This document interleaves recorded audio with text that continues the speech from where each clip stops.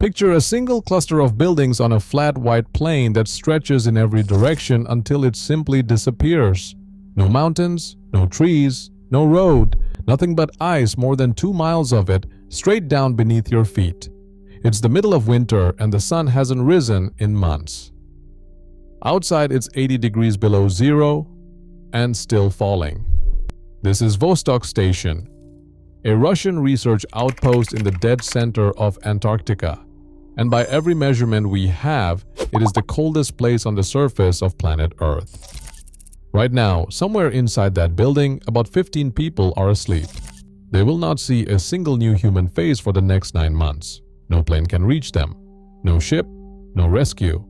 If something goes wrong tonight, nobody is coming until summer. And here's the part most people never even consider. Survival out here has nothing to do with being tough. It's not about thick coats or willpower or grit. At 80 degrees below zero, willpower keeps you alive for about 15 minutes. What actually keeps these people breathing is a machine. One machine. And every person on that crew knows exactly how thin that line is. There are 3 layers to this story. The first is why this place is unlike anywhere else on Earth. The second is the technology standing between the crew and certain death. And the third is something almost nobody expects. By the end of this video, you'll never think about cold the same way again. So let's start with the obvious question. If it's that dangerous, why not just leave when things get bad? Why winter there at all? And the answer is the thing that makes Vostok so terrifying. You can't leave. Not in winter. Not for any amount of money. Not for any emergency. Here's why. Vostok sits about 800 miles from the geographic South Pole and more than 900 miles from the nearest coast. The only way in during the warm months is a tractor convoy. Enormous crawling machines that take weeks to claw their way across the ice. And once winter sets in, even that stops. Most people assume a plane could fly in for an emergency. It can't. At these temperatures, jet fuel turns to sludge, hydraulic lines seize. An aircraft that managed to land in deep winter could freeze to the surface and never lift off again. So for roughly 9 months a year, Vostok is more cut off than the International Space Station. Astronauts at least can be home in a matter of hours. Then there's the cold itself, which is almost impossible to describe. The average winter temperature here sits around 87 degrees below zero. And on July 21st, 1983, the thermometer hit minus 128.6 degrees Fahrenheit. That is minus 89.2 degrees Celsius. The lowest temperature ever directly recorded anywhere on Earth. It's so cold that the station uses special thermometers built to read past minus 100. It's so cold that your breath freezes into glittering crystals before it finishes falling. And there's one more thing nobody expects. The altitude. Vostok sits on top of more than 2 miles of solid ice about 11,400 feet up. The air is thin, and extreme cold makes thin air behave as if you're even higher, so newcomers arrive gasping and dizzy, their bodies fighting just to adjust before the cold has even had its turn. So, that's the setup. The coldest, highest, most isolated, most unrescuable inhabited spot on the planet. Which brings us to the only thing standing between the crew and the dark. At the heart of Vostok Station is a power plant. Diesel generators run day and night all year without stopping.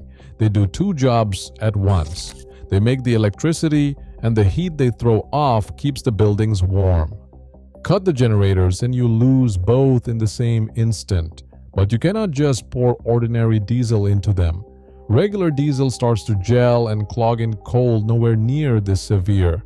So Vostok runs on something special, a jet fuel blend known as AN8, formulated to stay liquid in temperatures that would turn normal fuel into solid wax. The station burns through roughly 1.7 million liters of it every year. And every drop has to be hauled in across that 1,000-mile ice highway by tractor, which is part of why, by the time it arrives, that fuel can cost $10 per liter or more. For decades, the crews lived in huts that the snow slowly swallowed, buried under fresh drifts every single year, until you had to dig a tunnel through the snow just to reach the power station. Then recently Russia finished something new, a modern wintering complex raised up on supports above the surface so the drifts blow underneath it instead of burying it. Inside there are private rooms, a kitchen, a medical bay, a gym, a greenhouse for fresh greens, and yes, a sauna. It is the difference between merely surviving a winter and actually living through one. But here's the question nobody likes to ask. What happens if the machine stops? This is not hypothetical. It happened. At about 4 in the morning on April 12, 1982, right at the start of the long winter, a short circuit sparked a fire in the power plant. The crew grabbed the fire extinguishers. They did not work. The cold had already killed them. In roughly 15 minutes, the fire destroyed all 3 diesel engines and their backups. One man, the chief mechanic, died trying to save them. And just like that, 20 people were sitting in the coldest place on Earth with no power, no heat, and no light. The buildings immediately began cooling toward the temperature outside. And rescue was 8 months away. Nothing could fly in until spring. So they did the only thing they could. They went underground, into caves carved into the snow because, believe it or not, the snow itself insulates you against the even colder air above it. They warmed a small shelter with wicks dipped in diesel fuel, and then they got to work. Someone remembered an old scrapped diesel engine buried in the snow nearby. Over 2 months in the dark, in the cold, they dug it out and brought it back to life. It ran. The survivors held on for 227 days until a tractor finally reached them from the coast. That fire is why every crew that has wintered at Vostok since treats one threat above all others, not the cold outside, fire inside. Because out here, the machine that keeps you alive is also the one thing that can kill you fastest. So surviving a Vostok winter doesn't begin when the temperature drops. It begins long before, and it's mostly about never repeating 1982. The first defense is redundancy. The station keeps backup generators and a separate emergency power plant so that no single failure ever leaves the crew in the dark. The second is fuel.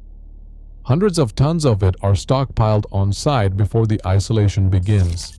All of it the cold-rated AN8 blend that won't gel at the exact moment the engines need it most. The third is the snow itself. Crews dig and maintain the tunnels and entrances constantly because 3 meters of new snow a year will bury a doorway, and a buried exit in an emergency is a death trap. And the fourth is the crew, 15 people locked together in the dark for 9 months, where a single bad personality can be as dangerous as a broken generator. There's an old Antarctic saying, "Choose your winter companions carefully, you may have to eat them." It's a joke, mostly. Now here's what surprises everyone. Ask someone who has wintered at Vostok whether they would ever go back to that frozen, buried, unrescuable outpost at the bottom of the world. A lot of them say yes, some go back again and again. Part of it is the sky. With no city for 1,000 miles, no light, no moisture in the air, the stars over Vostok are something almost no human alive will ever see. And the auroras roll overhead in colors that don't look real. Part of it is the bond. You cannot fake your way through 9 months of darkness with the same 14 people. The crews that come out the other side are tied together in a way the rest of us never get to experience. And part of it is pure, ridiculous defiance. There is a tradition out here called the 200 Club. You wait for the outside temperature to drop to 80 degrees below zero, then you crank the station sauna up past 240 degrees Fahrenheit, get yourself good and sweaty, and sprint straight out into air more than 100 degrees below zero, a swing of over 300 degrees in a matter of seconds. Is it a good idea? Absolutely not. Is it legendary? Ask anyone who has done it. The most extreme place on the planet does not only produce suffering. Sometimes it produces the most unforgettable months of a person's entire life. So the next time you complain about a cold morning, remember there is a little cluster of buildings on top of 2 miles of ice where a handful of people are sleeping in the dark, kept alive by a single machine, 9 months from the nearest help, and a lot of them would not trade it for anywhere on Earth. Now I want to hear from you. Could you do it? 9 months, no way out, 14 other people and a diesel engine. Tell me down in the comments. And wherever you are watching from, drop the temperature outside your window right now. I read every single one. If you learned something today, hit that like button, subscribe for more, and I will see you in the next one.